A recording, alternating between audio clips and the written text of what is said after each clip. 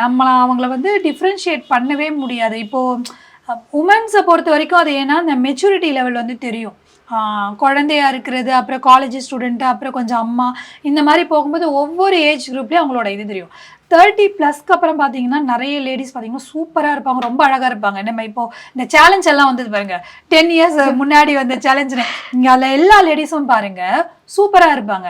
ஆனால் மென்னு பார்த்தீங்கன்னா எங்கே இருக்கும்போது சூப்பராக இருப்பாங்க, 30ஸ்லேயும் க்யூட்டாக இருப்பாங்க, 40ஸ்ல மேன்லியாக தெரிவாங்க.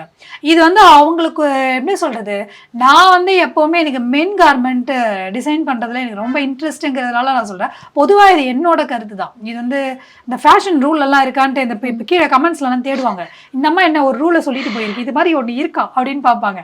அதெல்லாம் கிடையாது. என்னோட தனிப்பட்ட கருத்து வந்து என்னன்னா, மென் ஆல்வேஸ் மென் அப்படின்னு சொல்கிறோம்ல, மென் ஆல்வேஸ் ஸ்டைலிஷ்.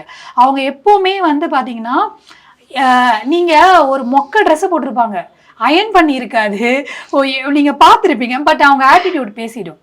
எந்த ஆணும் வந்து பார்த்தீங்கன்னா கண்ணாப்பினா ஒரு சட்டையை போட்டுட்டு வந்து அவங்களோட ஸ்டைல் ஒன்று இருக்குல்ல, லோக்கல் ஸ்லாங்கில் பேசினாலும் சரி, ஸ்டைலிஷாக இங்கிலீஷில் பேசினாலும் சரி, அவங்கள வந்து ரொம்ப ஸ்டைலிஷாக காட்டும். ஸோ அவங்களுக்கு வந்து எப்படின்னா காஸ்டியூமை எப்படி கேரி பண்ணணும்னு தெரியாது, பட் எப்படி ஆட்டிடியூட் காட்டணும்னு தெரியும். ஸோ இதை வச்சு தான் அவங்களோடது. ஆனால் மென்னுக்கு வந்து நிறைய இது இருக்குது, பட் பேட்டர்ன்ஸ் இல்லை.